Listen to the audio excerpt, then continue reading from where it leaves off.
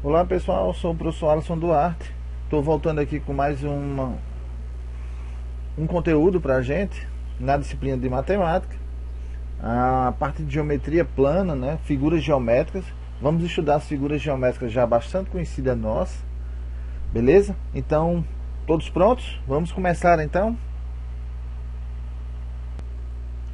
Muito bem, então aqui nós temos as principais figuras planas já conhecidas nossas, né? Nós temos o triângulo, o quadrado, o retângulo, o círculo, o trapézio e o losango.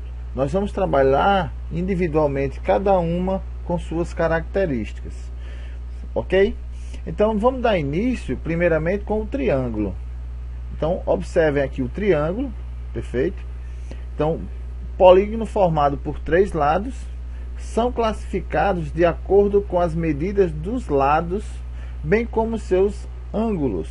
Então, para classificar o triângulo, a gente tem que observar as medidas dos seus lados. Bom, professor, mas como assim a medida dos seus lados? A gente vai verificar se esse triângulo tem lados iguais, diferentes, né? E poder classificar a partir desse momento. Então vejamos aqui o seguinte, ó. Imagine um triângulo, tá? Veja bem aqui o triângulo. Nós temos um triângulo que tem três lados iguais. Então esse lado é igual a esse, que é igual a esse. Então se isso acontecer, nós vamos dar o nome de triângulo equilátero, ok? Triângulo equilátero. Beleza. Muito bem, nós temos uma observaçãozinha, é que ele fala que o ângulo tem que ser de 60 graus. Isso quer dizer o seguinte, pessoal. Aqui, a medida do ângulo é 60 graus, tá? A medida aqui também é 60 graus. E a medida aqui também é 60 graus, certo? Então, quando isso acontece, nós vamos dizer que nós temos um triângulo equilátero. Beleza? Vamos em frente.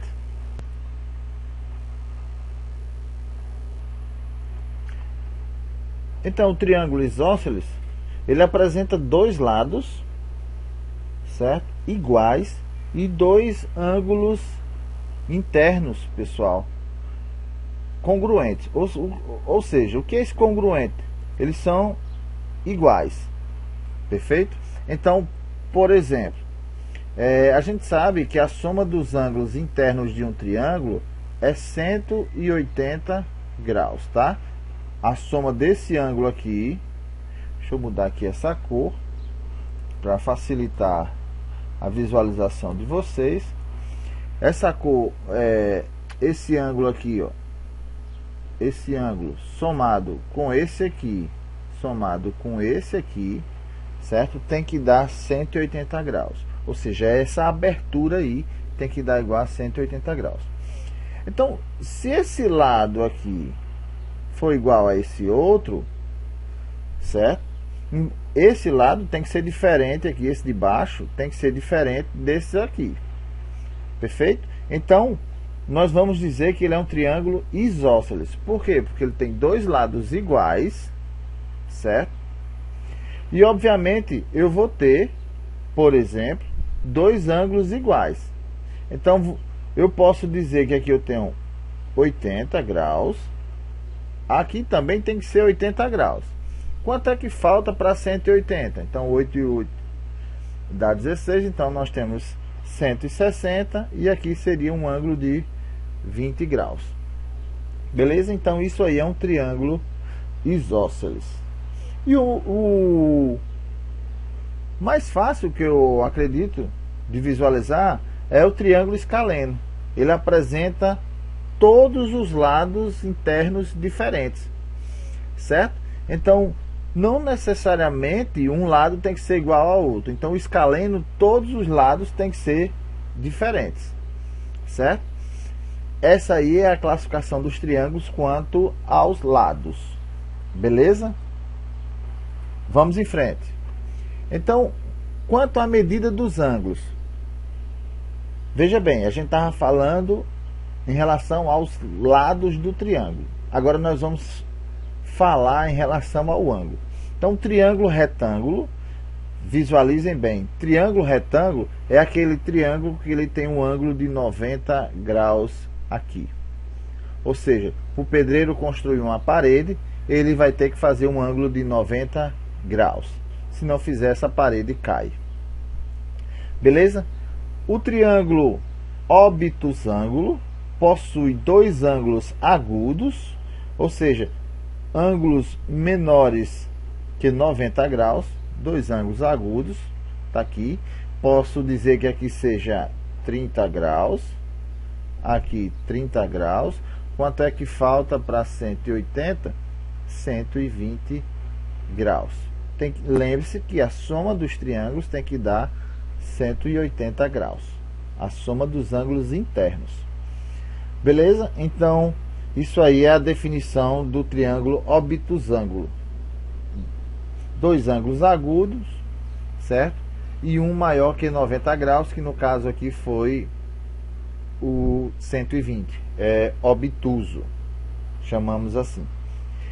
E o triângulo acutângulo possui três ângulos internos menores que 90. Então, um exemplo claro, a gente viu aqui, se eu botar aqui, ó, todos menores que 90, isso aí também é considerado um acutângulo. Por quê, professor? Porque ele tem três ângulos menores que 90, tá? Além de ser um triângulo equilátero. Muito bem, falamos aí do triângulo, certo? E agora a gente precisa definir duas coisas no triângulo: o perímetro, certo? O que é esse perímetro, pessoal? É você somar todos os lados desse triângulo. Então, vejam bem, eu tenho esse lado, tá? Tenho esse lado aqui e tenho esse lado. Se eu pegar uma tesoura, certo? Se eu pegar uma tesoura, cortar aqui, ó, certo? Cortei essa linha que está ao redor, que está aqui na extremidade do triângulo. O que é que vai acontecer? Então, vou esticar. Vou esticar todo o triângulo. Eu vou ter um lado, vou ter o outro lado, só para representar aqui, e o outro lado. Vou ter os três lados aí. Então, o perímetro é exatamente somar todos os lados do triângulo. Então, vamos supor que eu tenho aqui, ó, 8, 2, e aqui 10. Vamos supor que aqui eu tenho esse triângulo aí com três lados diferentes, certo? Que aí a gente pode chamar de escaleno. Bom, então pegando aqui, ó, 8, 2 e 10, o que é o perímetro? É a soma de todos os lados. Beleza? Então, se eu tenho aqui 8 mais 2 mais 10, correto? Nós vamos ter 20.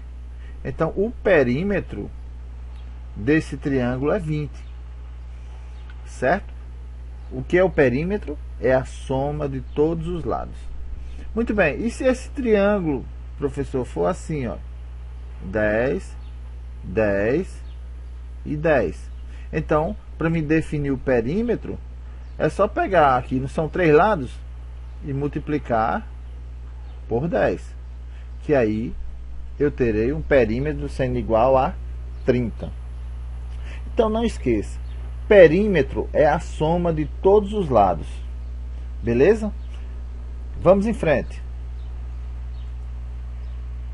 Bom, mas agora a gente precisa estudar um pouquinho sobre a área do triângulo, pessoal. O que é essa área? A gente vai definir qual é essa partezinha azul da figura todinha, né? Veja que o perímetro a gente falava dessa linha aqui, ó, só a linha. O perímetro é a soma de todos os lados. Já a área do triângulo é essa partezinha de azul que está coberta, que a gente precisa definir o tamanho. Então, para fazer isso, eu preciso conhecer a base do triângulo, que eu chamei de B, e a altura do triângulo. Certo? Então, vejam bem, A área do triângulo, ele é formado pela base e pela altura. Então, o que é que eu faço? Eu pego a base, tá aqui, ó, B, vezes a altura, então base vezes altura, e divido o resultado por 2. E aí nós chegamos no valor da área. E essa área, geralmente, ela é dada em metro quadrado, centímetro quadrado, certo? E aí por diante. Isso é muito utilizado, pessoal, na construção civil também. Beleza? Vamos fazer um exemplo? Muito bem, agora aqui nós temos um exemplo, já do nosso exercício, onde ele diz assim: determine a área de um triângulo cuja base mede 8,2, certo? E a altura mede 4,8. Pessoal, é importante vocês analisarem o seguinte. Deixa eu fazer aqui o desenho para vocês entenderem melhor. Tá? Eu tenho aqui um triângulo, beleza? E ele diz aqui o seguinte, vamos lá. A minha base, ele está dizendo aqui que mede 8,2, certo? E a altura desse triângulo aqui, pessoal, vai medir 4,8. Então, nós vamos definindo aqui, a área vai ser igual a minha base vezes a minha altura, dividido por 2, pessoal. Muito bem. Então, minha área vai ser igual. Vamos substituir os valores que nós temos. A base é 8,2, certo? Vezes a minha altura, que é 4,8, dividido por 2. Essa é a regra, tá? Essa é a regra. Muito bem. Calculando isso aí, nós vamos chegar ao resultado correto a uma dessas alternativas, porque é para mim determinar a área e ver qual é a área correta. Beleza. Aproveitando aqui, eu vou revisar para quem está tendo dúvida com relação aos números decimais. Olha só, eu vou pegar 4,8 vezes 8,2, pessoal. Multiplicação de números decimais, certo? Então, não se preocupem com a vírgula na multiplicação, no início, aqui no momento. Eu vou multiplicar 8 vezes 2, vai dar 16, sobe 1. 8 vezes 8, pessoal, dá 64 mais 1, 65, certo? 65. Veja que eu não mexi na vírgula, mas eu estou organizando número abaixo de número, certo? Na sequência aí. Agora vamos para o 4. Ó, embaixo do 4 eu vou botar o resultado. 4 vezes 2 vai dar 8. 4 vezes 8 vai me dar o quê? 32, certo? 32. Vamos somar esse resultado. Vamos somar. Então, eu vou ter 6, certo? 5 com 8 vai dar 13, sobe 1, vai dar 7, com 2, 9 e 3, né? 3 com 0 dá 3. E agora sim, eu vou verificar quantas casas decimais, pessoal, eu tenho nessa minha conta. O que são as casas decimais? São os números que estão antes da vírgula, pessoal, do lado direito. Não esqueça. Então, eu tenho um número aqui, ó, outro número aqui. Então, eu tenho duas casas decimais, né? Duas casas antes da vírgula nesses números. Isso é importante eu saber para me chegar e colocar, pessoal, a vírgula. Como é que eu faço isso? Eu vou contar, ó, quantas casas decimais eu tenho? 1, 2. Aí eu chego aqui e faço 1, 2 e boto a vírgula aqui na frente, ó. Certo? Então, a área vai ser igual a 39,36 dividido por 2. Opa, chegou a hora agora. Tenho que aprender a dividir por 2, hein, pessoal? Divisão de números decimais. Professor, mas como é que eu vou dividir com essa vírgula aqui? Tá? Atenção para a dica. Ó, Quantas casas decimais eu tenho? 1, 2, ok? Então lá vai, ó.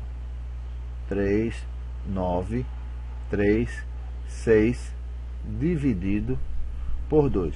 Professor, e cadê a vírgula que estava aqui? Bom, quantas casas decimais eu tinha? 2. 1, 2. Aí o que é que eu faço? Venho aqui e coloco 2 zeros. Por que 2 zeros, professor? Porque aqui eu tenho 2 casas decimais. Tá? Então, para começar a dividir, eu tenho que pegar um número maior que 200. Então, é 393. Eu não posso pegar o 3 nem o 39, que são menores que 200. Então, eu tenho que pegar 393. Então, vai dar por 1, né? 1 vezes 200 dá 200. Olha só. Subtraindo, 3 menos 0 dá 3. 9 menos 0 vai dar 9. 3 menos 2 vai dar 1. Muito bem. Baixo o 6 agora. Vem para cá o 6, olha só. E vou pensar no número que é multiplicado por 200, chegue próximo, igual ou aproximado a 1936. Então, eu penso assim, ó, 9 vezes 2 dá 18, certo? Uma maneira bem prática de calcular. Dá 18. Eu acrescento os 2 zeros, dá 1800. Ó, bem pertinho. Ok? Aqui é 1800. E vamos subtrair. Subtraindo, eu vou ter 6. 3 menos 0 é 3. 9 menos 8 dá 1. E aqui dá 0. Sobrou 136. E agora, professor, o que é que eu faço? Bom, 136 é menor que 200, então não dá para dividir. O que é que eu faço? Acrescento um 0 aqui e uma vírgula aqui no quociente, né? Então, vou pensar no número que multiplicado por 200 dê igual ou aproximado a 1360. Então, vou pensar no 6, certo? 6 vezes 2 dá 12. Esses 2 zeros aqui dá 1200. Beleza, vamos trazer para cá. Vou trazer para cá para ficar mais fácil. Subtraindo aí vai dar 0, certo? 6 menos 0 dá 6. 3 menos 2 dá 1. Ficou feio. Não gostei. Vamos subir aqui mesmo. Pronto, vamos para cá. 0, 6, 1 e deu 0. Esquece isso aqui por enquanto. Beleza. Olha só, sobrou 160. 160. Aí eu já tenho 19,6. E eu vou olhar aqui para minha alternativa. Meu Deus, onde é que tem 19,6? Qual é a resposta correta? Olha só, 19,6. Professor, mas é 68. Não, mas o que está dando certo aqui, nem se preocupe. É o 19,6. Certo? Que é exatamente o que está batendo. Mas eu vou provar como vou chegar na resposta. Bom, 160 é menor que 200. Acrescento um 0. Tá? Não posso mais acrescentar a vírgula porque já tem. Eu tenho que acrescentar o número. Então vai dar o quê? 8. 8 vezes 2 vai dar 16. E acrescento os 2 zeros. Olha só. Deu 0. Então 19,68, igual que a gente tinha aqui na alternativa. Tá, pessoal? Ó, veja que aí a gente precisou estudar a área do triângulo, perfeito? E os números decimais, para a gente poder fazer essas continhas básicas do nosso dia a dia. Beleza? Vamos seguir em frente. Até a próxima. Qualquer dúvida, estou à disposição. Valeu, até mais.